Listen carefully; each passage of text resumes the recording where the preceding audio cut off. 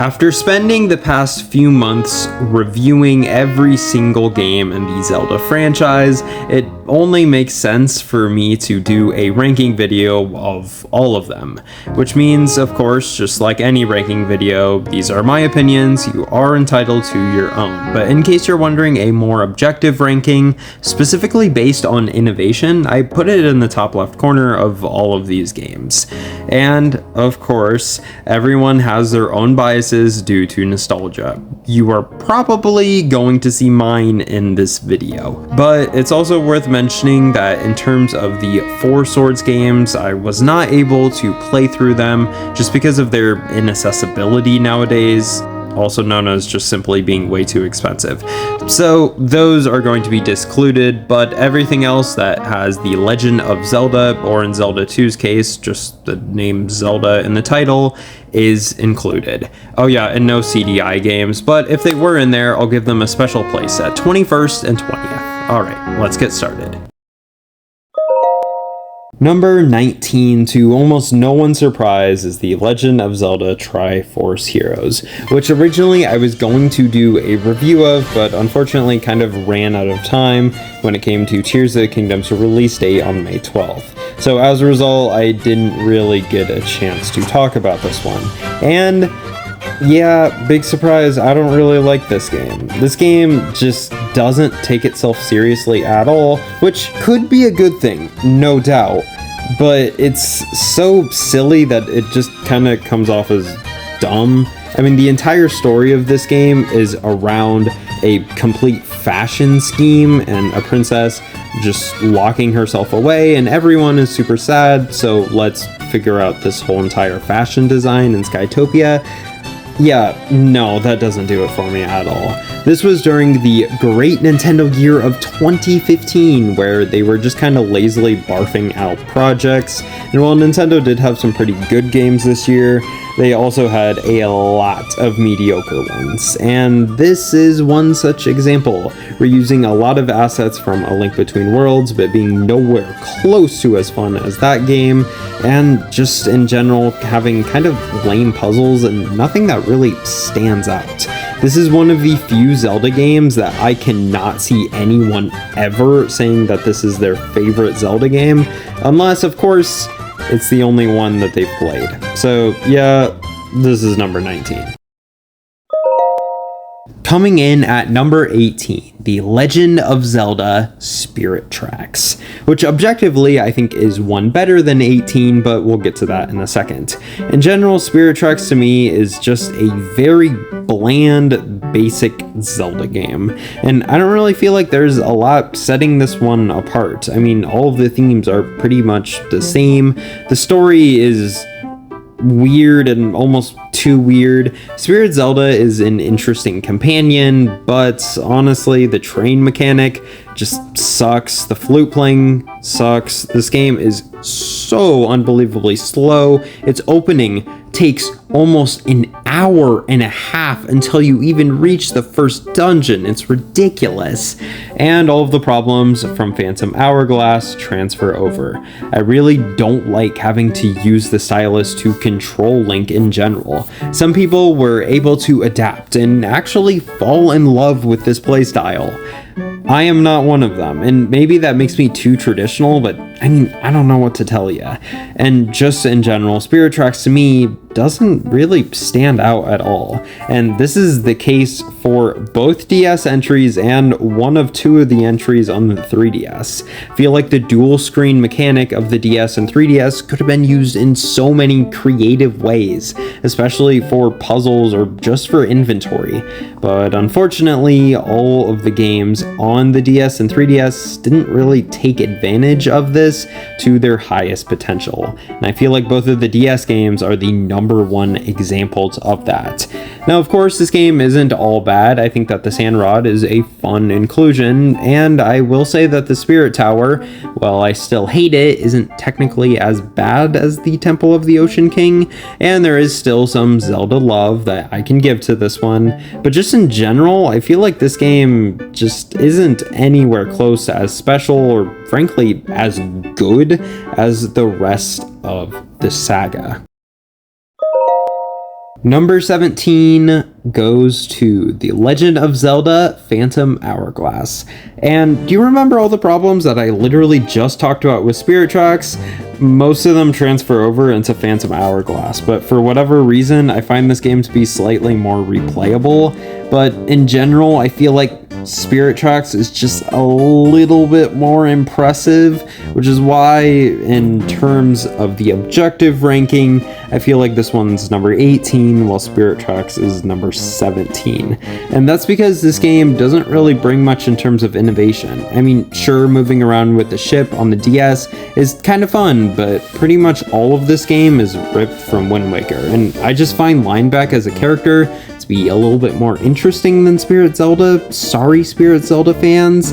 And in general, I just find this game to be a little bit less annoying. The story still is kind of dumb, but I don't feel like it's as weird as it is in Spirit Tracks, at least at the beginning. Just in general, Phantom Hourglass isn't a very good game, but I don't know, for whatever reason I find this game to be more replayable. I can play through the start of this game pretty much at any point and I won't really mind it. Spirit Tracks, I don't want to play it ever again, and I think that's one of the main reasons putting Phantom Hourglass a little higher for me, but in general, the DS could have had so much more potential for 2D Zelda games, but unfortunately, this is just what we got. Number 16 is one that I feel like a lot of people were probably expecting me to just put in last place, and that's Zelda 2, The Adventure of Link. But for whatever reason, this game kind of grew on me a little bit, and in terms of its objective ranking, I mean, it's so different in terms of its gameplay and style that I feel like it is a lot more innovative than a lot of people give it credit for. But in general, I don't think I'm going to be surprising anyone in saying that this game is just too difficult. And that's not just in terms of its combat, but also in terms of its cryptic puzzles and just everything that's going on in terms of the map. It's just a bit much. And while I am slowly learning to appreciate RPGs from this era, Zelda 2 still struggles to grasp a good game for me. I mean, at the beginning it's quite fun, but the more that you play the game, the worse it seems to get. And well, eventually this game does become so challenging that for some reason it's kind of satisfying when you beat a difficult enemy, or even when you beat the game for that matter. I just don't really like this one in general, and it feels so different from the rest of the Zelda franchise that it's kind of hard for me to compare to the other games. But in general, I just feel like Zelda 2 is one of the least liked in the series, and for good reasons. And hey, if this is your favorite Zelda game, I can kind of get it, because if you really like combat like this and you enjoy NES games from this era with this sort of style and just RPGs in general, I mean, yeah, I can see this one being your favorite. This is the first Zelda game where if someone tells me, hey, this is my favorite Zelda game, I'm not going to have critical judgments of them, because I do kind of get it. But for me personally, I just don't like this one, and I know that I'm not alone in saying that. So, let's move on. Coming into the top 15 is The Legend of Zelda Oracle of Ages, a game that I complained so much about in my review and then gave it a score that I really don't think that it deserved. A 6 out of 10, and honestly, the more that I think about it, this game is probably more like a 4 or 5. Now, hey, that's not to say that it's a bad game, but this game has some of the worst dungeons 2D Zelda has to offer. The combat isn't really anything memorable, and it uses the stupid time travel gimmick that is used in so many Zelda games and was done to death by this point, especially considering that the 2 previous Zelda games had just used time travel mechanics. And just in general, Oracle of Ages doesn't really use the Game Boy Color as much as I would like it to. I mean, yeah, there's color here, but compared to Oracle of Seasons, which uses the Game Boy Color in a much better way, it just kind of sticks out as not great. And just in general, I feel like Oracle of Seasons is much, much better than Oracle of Ages. And while some people would think otherwise, to me personally, I honestly like the more focus on combat over the crazy puzzles that are seen in this game. This game isn't bad, but for me personally, I really don't like it. And honestly, when people talk about, oh, the Game Boy Color iterations of the Zelda series with Oracle of Ages and Seasons needs to be remade on Switch or whatever next-gen Nintendo console there is, I'm not too sure, because while I would like a story kind of in this universe, these games are so challenging in terms of figuring out what to do in puzzles that I don't really know if they warrant a remake as much as Link's Awakening did. But that's just my take. So once again, let's move on to number 14. Hey, wait a minute, speaking of Link's Awakening, this is one of 2 of its appearances on this list. Because for whatever reason, I chose not to play the DX version, but instead to play the original version on Game Boy. Probably because at the time, this was the only way that I had to play the game. And then the remake will come later on this list. And yeah, it's alright. It's safe to say that Link's Awakening wasn't really built around the Game Boy, and this also kind of goes for the Oracle games, and this game just in general feels very linear, more than it needs to be, which of course makes sense. It's on the Game Boy after all, and the story is fantastic. But I just feel like being on the Game Boy just warrants this to be not as well received as many other Zelda games. And while in terms of its story, it technically would probably be top 7, maybe even top 5, the rest of the game just kind of drags on a bit, especially with constantly having to go through the pause menu. Not to mention that there was a point in this game where many players thought that they were soft-locked in one of the dungeons. And just in general, the dungeons can also be a bit much. I also find the combat to be not as enjoyable in this game. The remake does it significantly better. And yeah, that's why I'm putting Link's Awakening at number 14. But trust me, I'll make up for it later, Link's Awakening fans, when it comes to its remake, which really did help out this game in so many different ways. Number 13 is a game that previously I was crazy about, but the more that I think about, I think I was a little bit too nice to. Don't get me wrong, The Legend of Zelda Oracle of Seasons is still a great game, and one that I definitely enjoyed. The way that it uses the Game Boy Color is very unique, well done, and the connection between the Oracle games is actually really cool.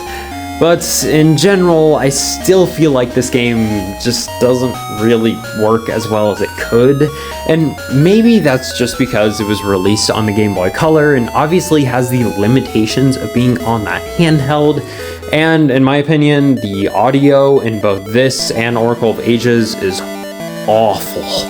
But I don't know what to say. I feel like both of the Oracle games probably reuse more assets than any other Zelda game, which is fine, but it is a little distracting. Actually, scratch that. Triforce Heroes definitely reuses the most assets, but still, I can really see the vision with both of these games, with the main developer saying that he kind of wanted to do something similar to the original Zelda, but with some of the spice of A Link to the Past. And you can really see his vision, especially in this game. But in general, I'm just not the biggest Oracle fan. And well, I know I'm going to have tons of people upset at me because of how beloved these games are. Trust me, I get it. But of all of the 2D Zelda games, the Oracle ones don't really stick in my mind that much. I think more about the DS games than I do about the Oracle games. And maybe that's just part of their legacy. They aren't necessarily memorable adventures, but they're pretty fun while you're playing them. And yeah, that's kind of all that I have to say. Number 12. Oh shit, I have to talk about Skyward Sword again. Alright. Well, I already dragged on for 14 minutes about why this game is overrated, why I don't like it, and honestly why I never want to play it again. And if we were talking about the Wii version, it might be just as bad as the CDI games in my opinion, but luckily we have the Nintendo Switch version, which brings in the button controls, which still have the problem of this game being built around motion controls. Unfortunately, Skyward Sword's biggest hurdle just can't be overcome no matter how much Nintendo tried in 2021 with their HD remaster.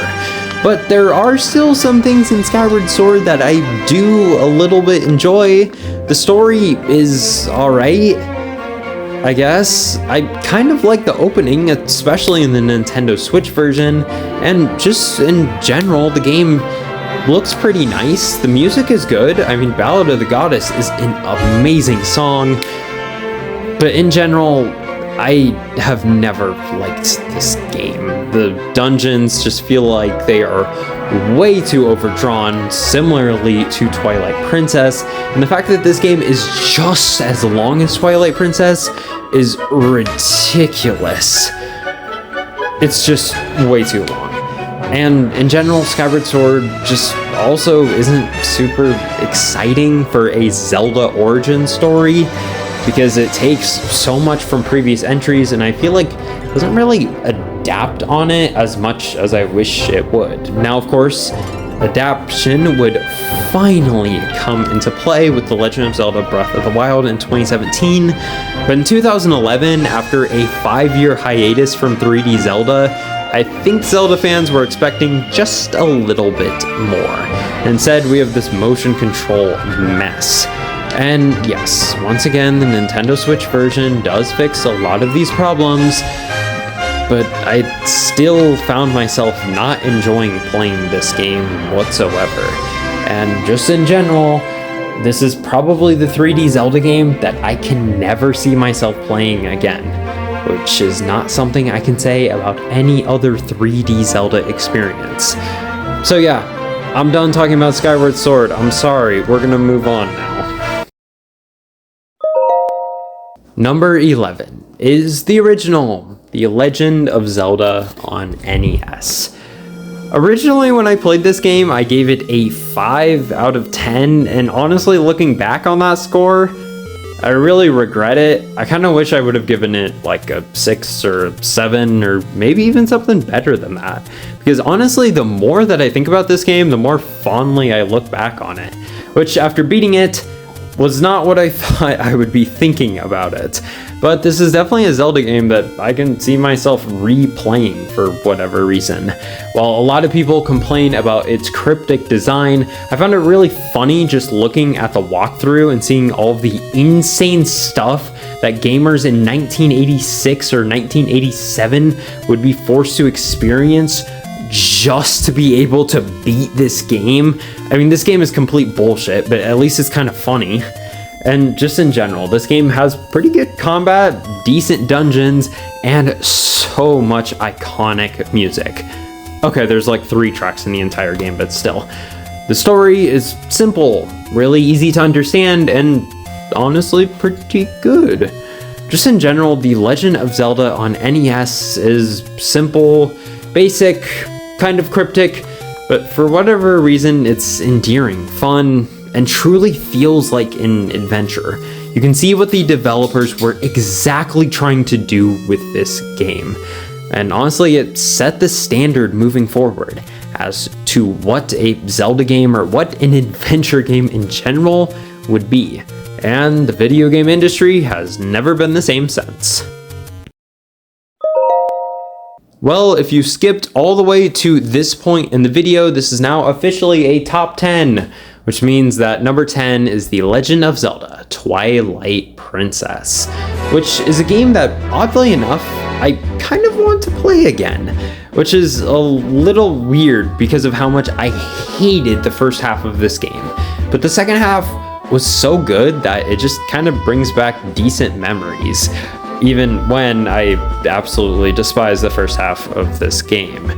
The opening to this game is way too long, and the story in general, I feel like isn't really explained the best. It's almost over-explained. I don't really care about most of the characters in this game unless their names are Link or Midna, or I guess Colin. Everyone else is just not interesting. I do not care. I also feel like the dynamic between Link and Zelda, or just the dynamic of Zelda in general, is not fully explored. Same with Ganondorf, same with Zant. This has some very underdeveloped villains for a game that has so much story in it. And of course, the first few dungeons, at least to me, are kind of lame. This game has some of the best dungeons in all of Zelda history, but it also has some of the most forgettable, and unfortunately, that is of note. This game also has a really good soundtrack, which I can say about almost every Zelda game, but hey, I'm still gonna keep pointing it out. And I love that the Wii U version cuts a lot of the content that was still way too long in both the GameCube and Wii version. But in general, I still think that they could have cut more content out of this game. They took it from a 40-hour long adventure, cut it down to a 30-hour one, and honestly, I feel like it could be a 25-hour adventure, and I would probably like it a little bit more. This opening is still much too long to my liking. And just in general, this game could have done so much more to be this ultimate Zelda experience, which is what it was meant to be back in 2006. But as is, I feel like all of the 3D Zelda games before it just do a better job in this formula. And honestly, as time goes on, it felt like the typical 3D Zelda linear experience almost got worse with each and every entry. Well, kind of. In general, Twilight Princess is still a fun game that does do some experimenting, but I feel like if it did more experimenting and also had less focus on these stupid side characters, maybe I would like it a little bit more. So yeah, it's so polarizing that I put it quite literally in the middle of this list. And I've been going on for too long now, let's move on. Coming in at number 9 is The Legend of Zelda: A Link to the Past. And don't get me wrong, this is still an iconic and an awesome Zelda game. I wouldn't put it at objective ranking of number 3 if it wasn't. Because let's be honest here, this is one of the most innovative titles that Zelda has ever seen. It's a game that would completely change the formula for Zelda titles. And it's kind of weird to think that it's just the 3rd entry in the Zelda franchise because it feels so much more evolved compared to the first 2 games. However, it still does feel like a blast to the past from the 90s. This game can sometimes be sort of cryptic, and a lot of the elements from Zelda 1 are still very much so present here. There are still a lot of puzzles that involve bombing walls or hitting switches, which is fine, but I'm just saying you can definitely tell the elements that are left over from the original Zelda and how they were still trying to figure out that perfect formula, which in my opinion wasn't truly crafted until Ocarina of Time. A Link to the Past is still growing pains for the Zelda franchise, but it's still an awesome game, especially for Super Nintendo standards. Like, the map in this game is just insane to me with how detailed it is, and everything that's here, it's just crazy. I still feel like this game does have too many items though, and this would be a problem with future Zelda titles as well, but I definitely think that A Link to the Past is hurt by the amount of items that you have to sort through in the menu, and of course the items that aren't easily found but are still required to just make progress within the story. I also think that this game could have been benefited from more memorable characters. Say what you will about how annoying some of the extra characters have been in Zelda titles, especially when they're companion characters, but they're there for a reason. It's supposed to make the adventure feel a little less lonely, but A Link to the Past, you're more or less just doing this yourself. And sure, that might make Link feel more brave doing it all alone, but I don't know, I like having companions, or at least characters that you can keep coming back to. But A Link to the Past doesn't really have that. Either way though, I would be lying if I didn't talk about how iconic this game is in terms of its soundtrack, its design, and just everything that held up after it. This game created the Zelda formula, and for better or for worse, that does make it a top 10 entry in the Zelda franchise, and for now, number 9 on my list. Number 8 is The Legend of Zelda: The Minish Cap. God, I wish I could give it a better number. Because honestly, I miss the Minish Cap. This game was so much fun. The music, the story, just everything. It didn't take itself very seriously, and I kind of like that. This is just a silly, fun Zelda adventure, and the fact that Capcom made it is kind of crazy to me, because this still feels like any other Zelda game just developed by Nintendo, but no. And honestly, 2D Zelda, in my opinion, is a little bit better than 3D Zelda, but I feel like 3D Zelda games have just been made better over time. It's kind of hard to explain, but it's how I feel about the comparisons between 2D Zelda and 3D Zelda. And maybe a large part of that is just the simple fact that there have been more 3D Zelda games released in the past few years than there have 2D Zelda games. And the recent 2D Zelda games, I mean, they've included the DS entries and Triforce Heroes, so yikes. But Minish Cap, even though you can still only use 2 items, feels more built around that mechanic. The dungeons in this game are awesome. As I said, the story is kind of cute. And honestly, for a GBA game released in 2005, this game is still super impressive. But unfortunately, I don't think it's this ultimate 2D Zelda experience that would come in 2013. And honestly, I just feel like the Minish Cap hasn't really grown on that many people. So not a lot of people are talking about it, which is kind of a shame. This game feels more like it deserves some sort of remake, because you could beautify this game with some sort of new art direction and make this game truly something beyond special. I feel like people will talk about it and like it just a lot more. But yeah, Minish Cap is still a wonderful game, and honestly, I wouldn't mind playing it again. It was that much fun for me. Number 7, The Legend of Zelda: Majora's Mask. Yeah, I have to talk about this one again. Okay, let's be fair here, I really like Majora's Mask, which was surprising because when I played it as a kid, I did not like this game whatsoever. But playing through the entire game and beating it kind of changed my mind. I mean, let's be honest, who would have thought that the game was such a weird, dark tone and only 4 dungeons would be very good, but for whatever reason, despite the fact that it took less than 2 years to develop, Majora's Mask is somehow just amazing. It reuses everything from Ocarina of Time, but recontextualizes it, and just in general is such a different Zelda game that I kind of respect it.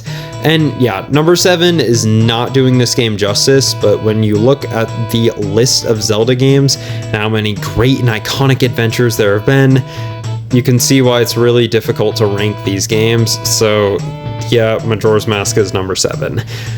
Unfortunately, this game does kind of struggle with its dungeons. I feel like 3 of the 4 dungeons are not very good.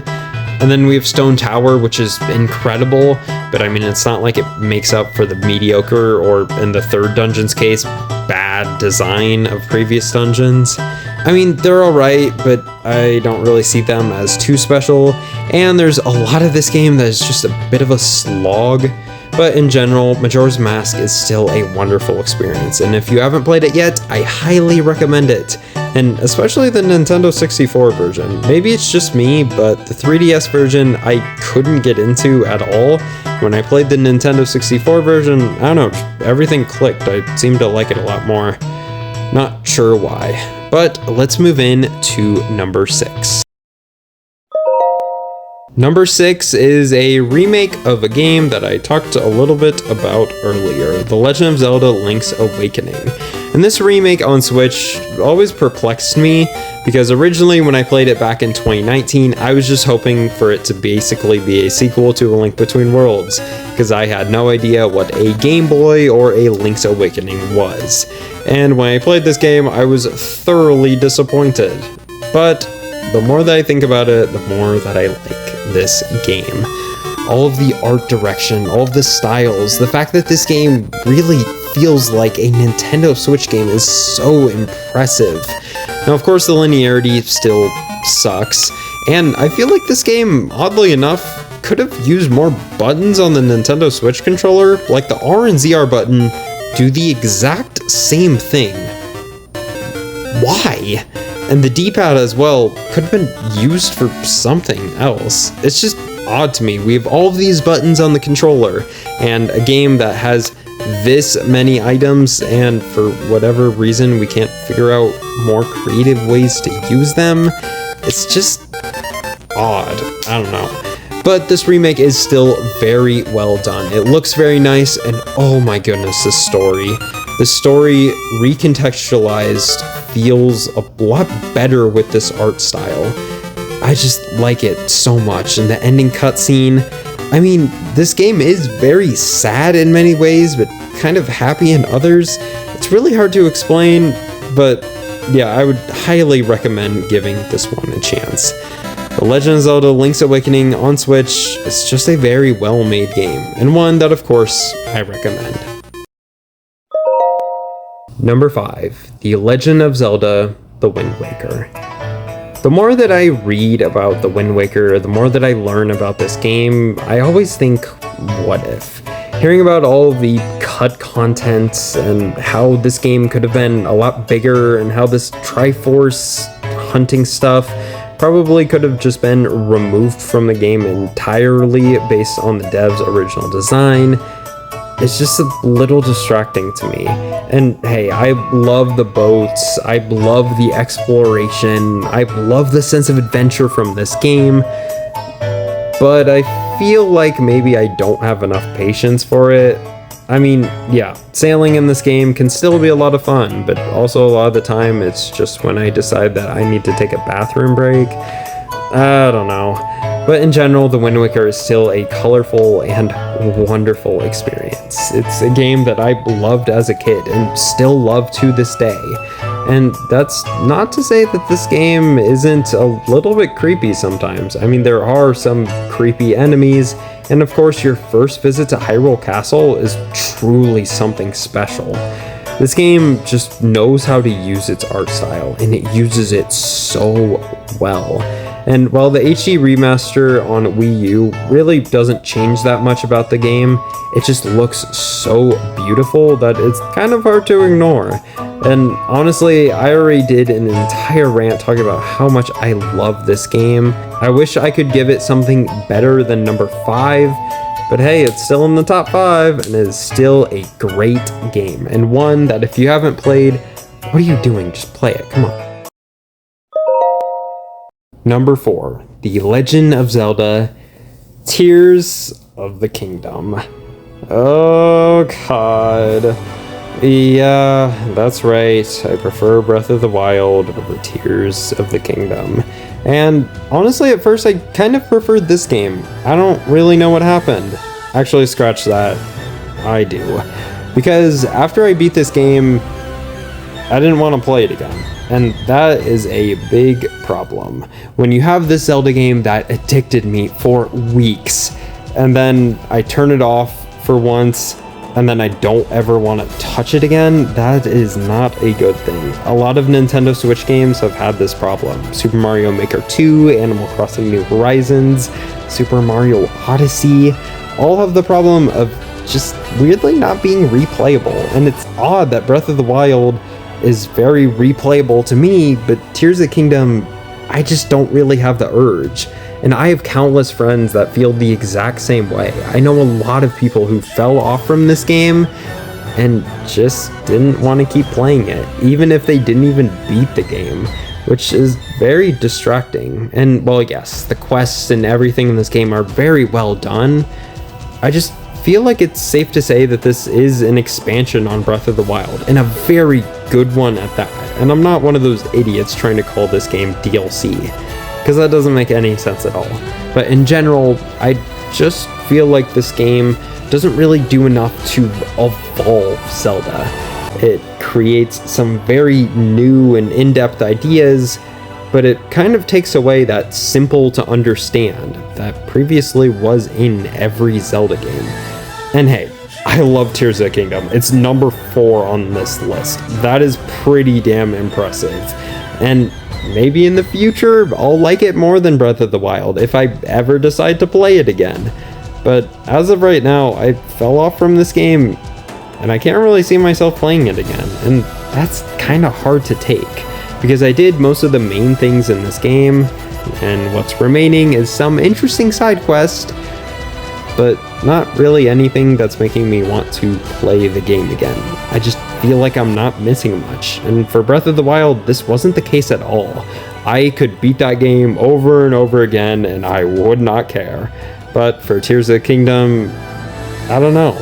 Maybe it's just the replayability, maybe it's the fact that the beginning of this game kind of sucked, or honestly, more so, maybe it's the fact that the secret cutscene in this game was pretty damn underwhelming. But in general, I just didn't really like Tears of the Kingdom as much as Breath of the Wild. And hey, that's fair.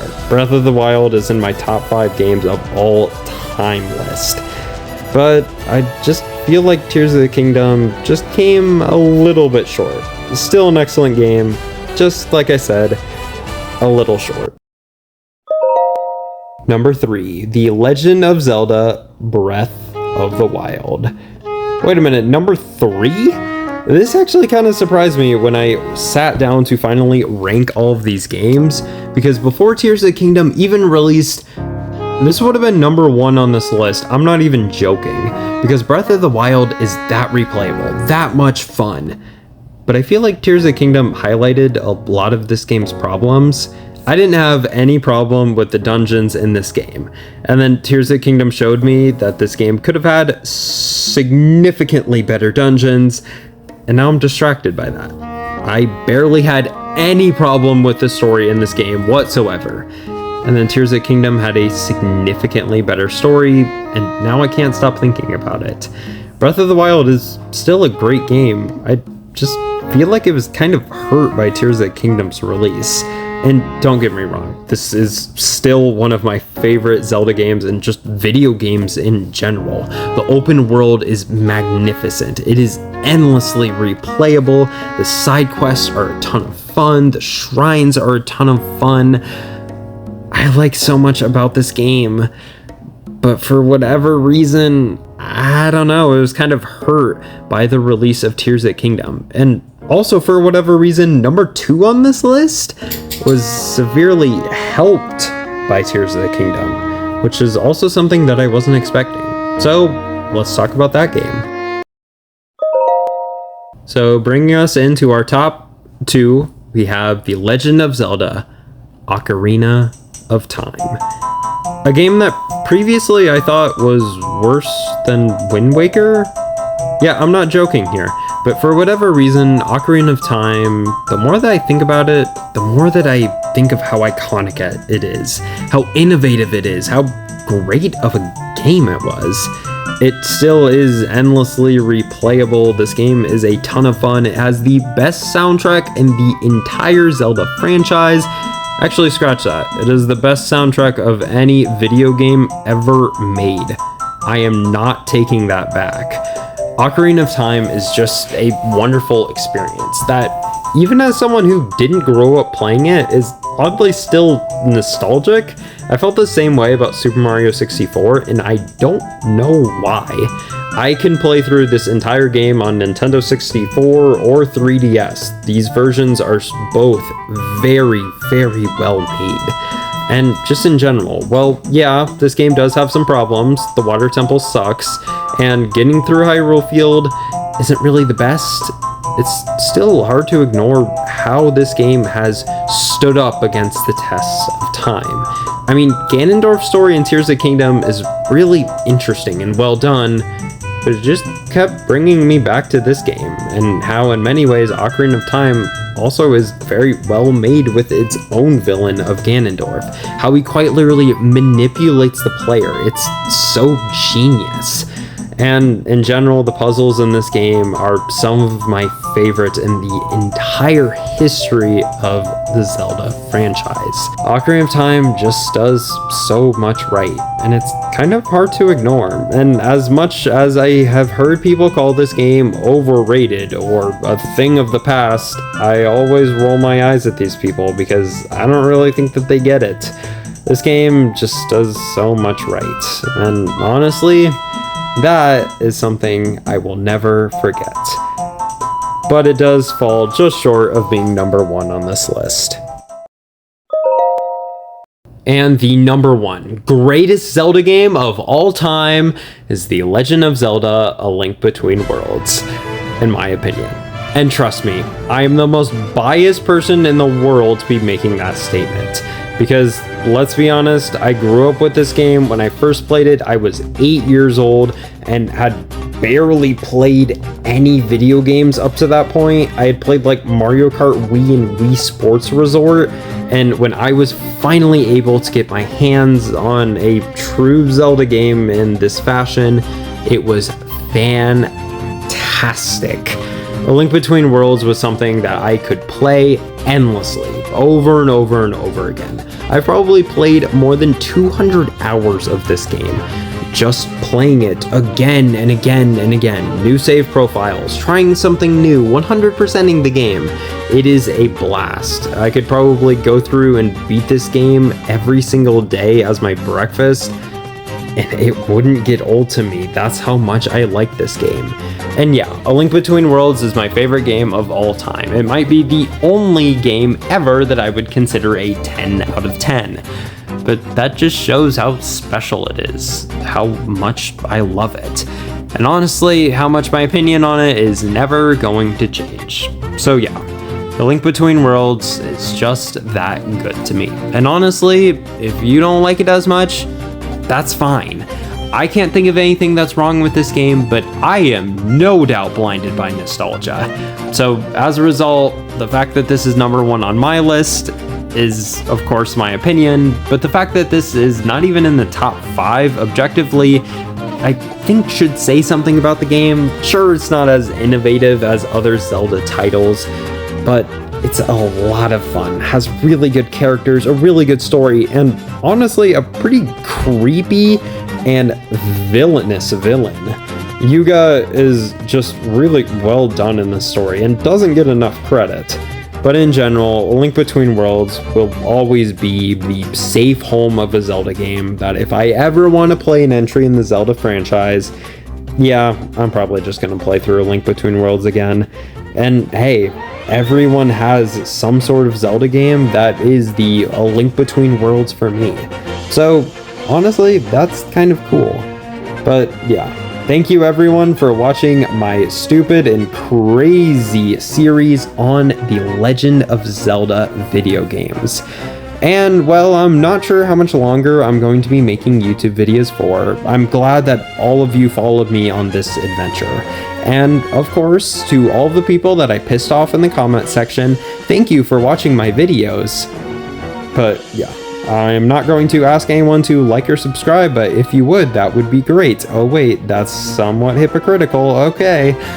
But in general, thank you everyone. This has been quite the adventure, and even if it is some of the last YouTube videos that I make, it's kind of crazy that I was finally able to get somewhat of a active comment section, and people actively telling me to keep going.